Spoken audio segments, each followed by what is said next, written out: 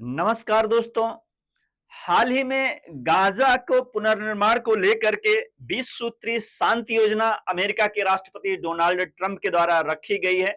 इससे तो यही लगता है कि किसी भी क्षेत्र में आतंकवाद के नाम पर, शांति की सुरक्षा के नाम पर, यूं कहें कि असुरक्षा के नाम पर किसी भी क्षेत्र पर या देश पर पहले आक्रमण करो, विनाश करो, फिर उसका पुनर्निर्माण करो और पुनर्निर्माण में अपने हितों को, यूं कहें कि व्यवसायिक हित को पूरा करने का ध्यान में रखा गया है। जैसा कि आपने सुना होगा कि गाजा को शांति स्थापित करने के लिए इजराइल के प्रधानमंत्री बेंजामिन नेतन्याहू के साथ मिलकर के 29 सितंबर को एक नया प्लान रखा गया है। यद्यपि ये प्लान में कुछ 20 पॉइंट रखे गए हैं, उन पॉइंटों में कुछ पॉइंट निश्चित रूप से ये शांति की तरफ बढ़ने का इशारा है।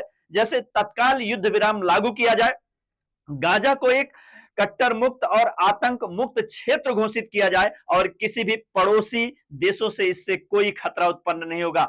सबसे महत्वपूर्ण बात यह थी जिसको लेकर के इजराइल के जो बेंजामिन नेतान्याहू हैं उनको लेकर उन्होंने इस बात को बहुत क्लियर किया था कि हमास की भूमिका को इसमें स्वीकार नहीं किया जाएगा। तो और इस सूत्र में यह भी कहा गया है कि हमास की सेना को आत्मसमर्पण करना पड़ेगा।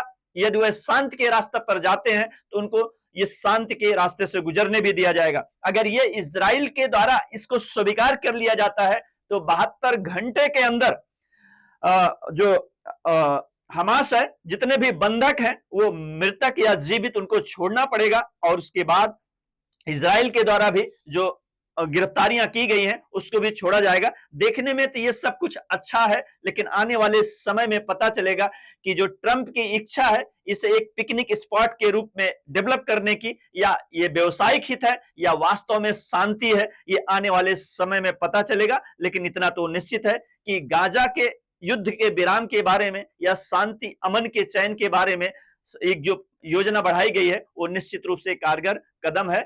आने वाले टाइम में ये देखना होगा कि ये कितना क्रियान्वित हो पाती है। धन्यवाद।